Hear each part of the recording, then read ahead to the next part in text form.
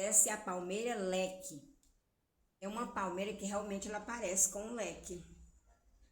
Você pode usar ela dentro de casa, decorando sua sala, porque ela é muito linda.